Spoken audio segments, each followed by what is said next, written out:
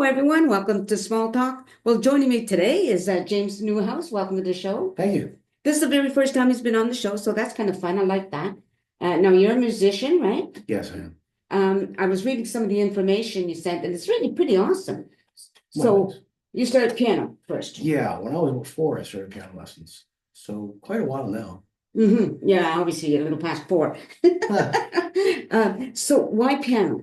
Well, piano was an instrument that I thought I knew how to play before I even played it. So my parents got me a toy piano, and I was figuring out my nursery rhymes, right? Right. And that kind of thing just came naturally to me. Oh, And one day I was playing for my neighbor's home, and they said, "Wow, how long have you taken piano lessons?" I said, "Well, I've never taken piano lessons. I just do this, right?" right. Because I was singing and I was playing little melodies, Yeah. nursery rhymes. And the neighbors took me back over to my house and talked to my parents and said, "You better get him in real lessons as soon as possible." So I was fortunate to have parents that always really encouraged music. Shortly after, they got me a piano, which was really nice. Yeah, cool. This is in Nanaimo.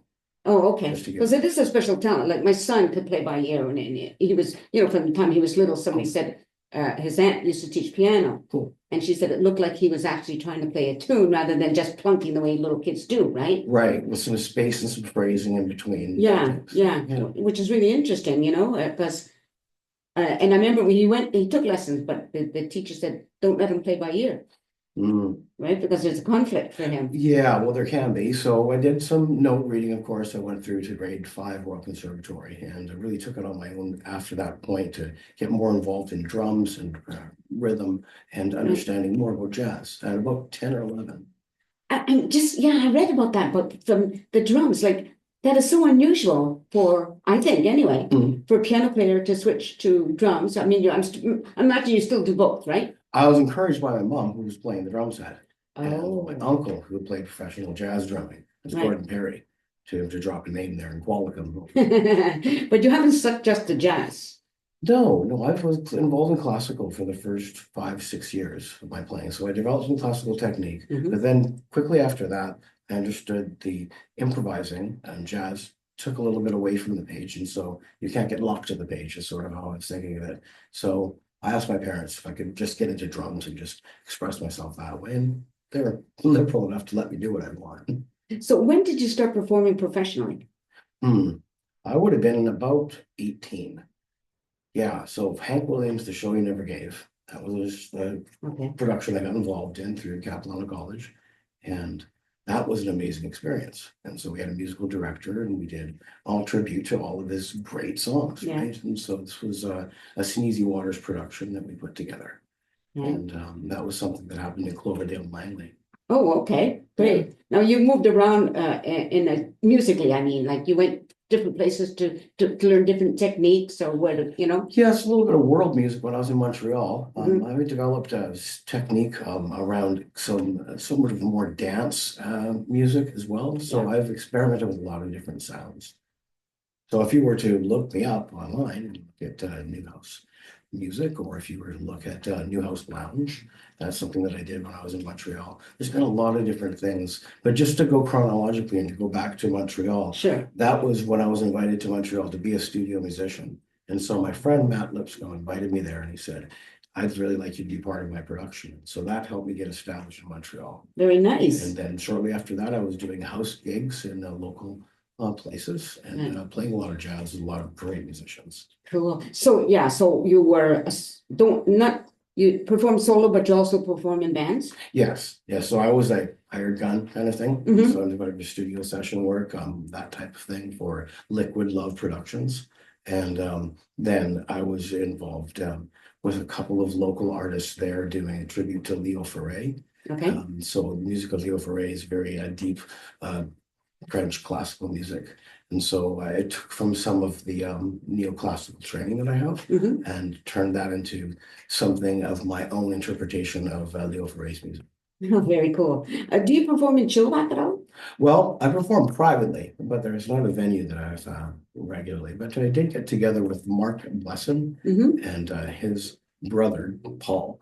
And we performed for his mom, actually, at a local Christmas jazz thing. So I got them together and we had a bass player, Keith, and it was a lot of fun. So I'd be open to doing something like that anywhere else too. Right.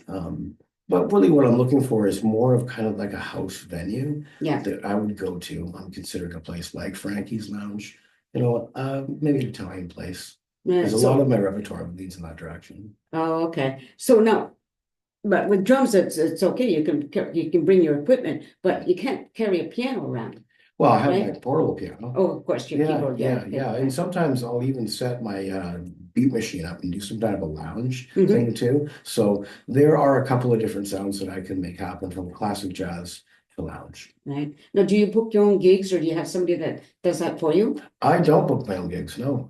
So I would like to meet somebody that would book those gigs for me. Yet right now I'm involved full time with my daughter and really engaged in family life, and I have a good full time job here Hmm. in Chilliwack at a local factory. Yeah.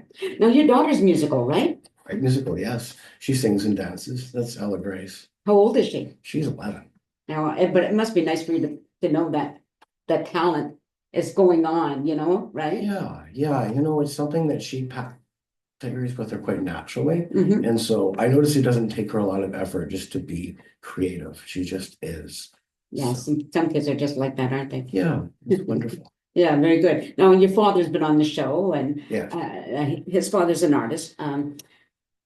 Do you do any paintings like your dad? I don't do any paintings, but I do some poetry and I Oh, do a bit of nice. sculpture, visual art, Well, okay. that kind of thing. Now, poetry kind of makes sense Hmm. for musicians or singers or whatever. That to me, that makes sense that you would also do poetry, Yes. Well, right? improvising jazz is kind of like poetry Yeah, in a way. And so, you do have these, they run parallel to each other. yeah, for sure. So you said sculpting.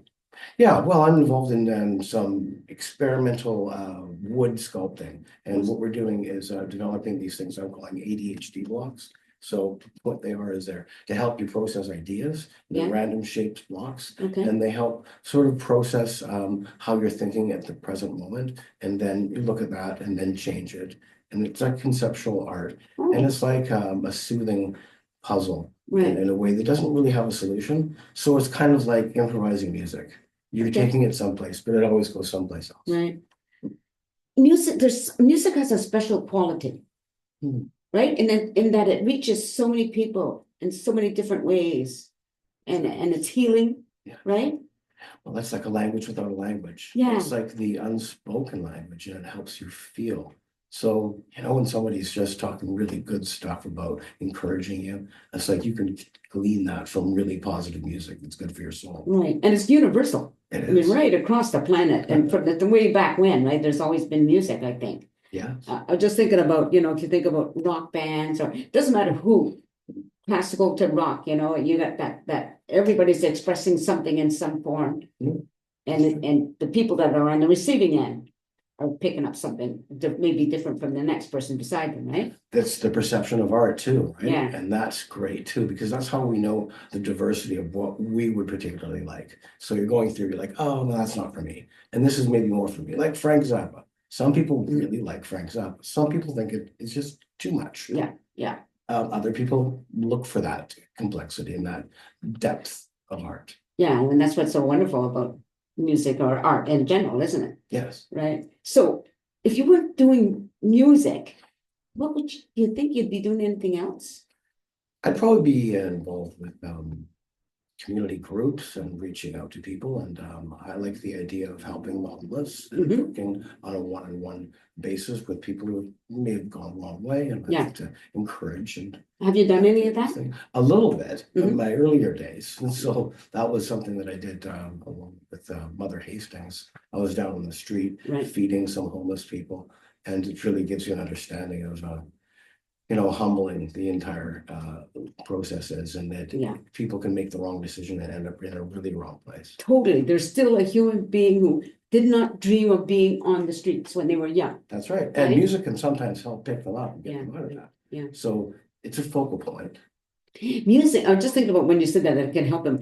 I know that they now use music for Alzheimer patients as well, right? Right. The therapeutic uses of having somebody's memory jogged and having that whole reliving the experience again, right? Yeah. Through hearing that song and saying, I'm not sure what happened last week, but I can remember what I felt like when I heard this song. Yeah, I can mean, like I listen to music all night long, basically, because I have the ringing in the ears, right? And there's just, so I like to listen to the sixties because that's my era, basically. But it's just some songs it's like, oh yes, you know, what Yeah, was that's I right. doing that? Like that, just like you said, brings you right back, something about it. And the sense of smell is a similar thing. You know, like when your olfactory senses are, or right. when you see something, or you get that deja vu feeling. Yeah. This is akin to the vibes we get from music, and especially more involved in creating and co-creating with people.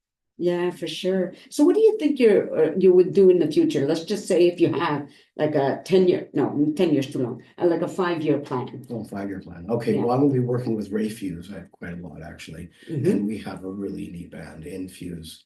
And what's going on with that is we are creatively exploring this sort of vibe that the Doors and the Grateful Dead and Zappa had happening. And when you look at the three of those, the flow that they produce, Right. I'm going for that kind of edge. And Ray's a wonderful poet, and he takes in some of my poetry too. Very nice. Yeah, that's great. So you're going to be like touring? We're going to be doing local spots. I'd like to get onto a festival, world festival tour. So if you're talking like, no whole bars and we're talking about having the budget to do it, Yeah. 3 to 5 year plan, I'd be doing a world tour Right. with a creative musical group like him.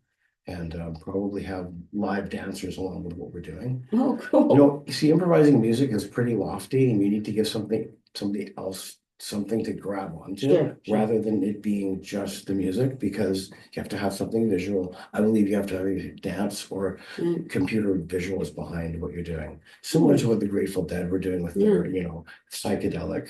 Yeah. And so I'd like to bring some of that back. Well, I used to go dance to the place that was called the jail, and they had go-go dancers in cages. Oh, wow. So, well,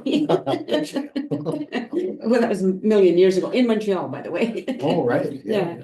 But I just think about how there's so many, like at least here in Chilliwack, and I know, I've interviewed a number of bands and musicians, and there's so many different venues. There's different like Bozini's that have they have musicians there. Yes, they do. And that would be a potential opportunity for.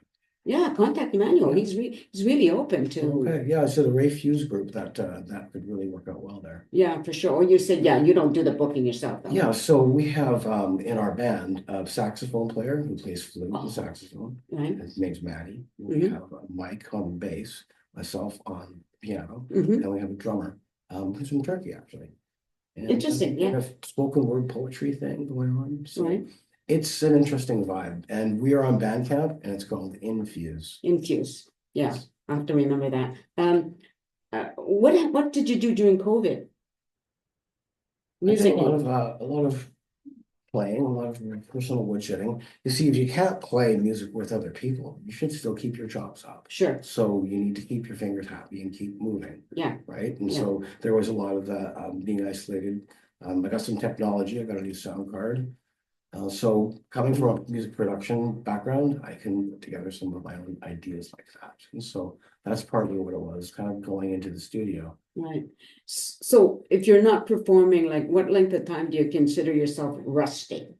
Well, I play almost every day. But yeah, if I go for 3 weeks to 4 weeks, I consider myself rusty. I need to keep my fingers moving. Right. So I have a job and it's in a wood mill, and I move around a lot of 2x4s and 2x6s. And that is really good for hand strength. So what I've noticed, sure, it hurts a little bit, but it doesn't kill you, it makes you stronger. So my fingers are getting stronger. That's good. That's good. Because I know somebody who's a guitar player, but he's got arthritis now.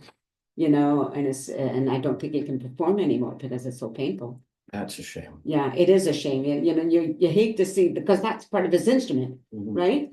Well, you need an anti-inflammatory for that. Well, he's he's with doctors and all that stuff. So I didn't want to mention him here, but you might know. I might mention that after our camera, because I wouldn't have his permission to air his stuff, Oh, that's right. But again, I just thinking about how music just sort of touches people and just picks people up. And I think it would be great to be the musician. I really think it would be great to be that person. Oh, it's a voice, and I think somebody should spend a while figuring out what they want to say with their instrument and have that branch into a few other instruments and a few other styles. and really never stop learning right, and never sort of be content because you just got to keep pushing it forward. It's that proverbial like never be yeah, satisfied because you've got to push the proverbial edge is what I'm getting at. Yeah. right. And when you mentioned different instruments, that's something that amazed me with my children. Like they both learned to play the organ and stuff, and that they could pick up maybe a recorder or something and figure it out. And it's like, oh, how can they do that? You know? So I was always amazed by that ability. That To be able to transition. speak lyrically through an Yeah, instrument, yeah. that type of thing. Yeah. Yeah. Well, it's very similar to language. So when someone has access to vocabulary or they want to get a thought across, Yeah. it can be broken into rhythms just like this. So it's like say exactly the same things that I'm saying. So Love it. so we turn it into, let me give it a point behind it. So that's all it really takes. Right. I Yeah. believe that somebody finds their own personal pentameter and their sound Mhm. to practicing. If you're finding their influences and following that lead, be playing with very good players and inspire them. Okay, cool. Do you have any performances coming up? Nothing coming up, but I am putting all the feelers out there and trying He's to. good. Listen, contact him or contact Infuse. Just look up Infuse, right? Yeah, or email me on it, james.newhouse@gmail.com. Yeah, we'll make sure that that information is shared when I post it. Like I'll post it up on YouTube, Sure. X and Tumblr and LinkedIn, you know, and of course on Facebook as well, right? And you know, once it airs, which it should be this evening actually. Oh, okay. So then you can share it as well. And hopefully, you know, because I do know a number of musicians and one guy who I've got to talk to him. He not hires. He gets bands together or performers together and he finds them gigs and stuff like that. So Okay. he might be interested as well. Well, I do know Jeff Bonner, and I'd like to reconnect with him. He'd be Oh, I haven't somebody talked to him in years. really good person to connect with around doing live music because Yes. he's very active in the community in the Fraser Valley and Yeah. well in all of BC. Yeah, I don't know what he's doing now. I know he once his business had closed, but then he reopened something else. Well, I believe he's in a more of a sort of a transportable version of Yeah, okay. of Tractor Grease. He can Okay. kind of move it anywhere he wants to. Mhm. I haven't really connected with him, but I'd like to. And Right. he's definitely a forward moving promoter. And and there's lots of places like I know Mission has a music fest every year, and Right. but I'm sure pretty well most cities do, right? Right, and so really what's missing from my package there is having a demo together that would say, this is what I could do solo, this is what I could Okay. do with a small group, this is what I could do with a larger group. Okay. So I understand sort of that's more of my nuts and bolts pieces Mhm. to put into place. Mhm. So I mean, right now I'm focused around my daughter and she's like the light of my life. Oh, that's nice to hear. I love that when parents are all into their children, you know? I Yeah, think that's so cool,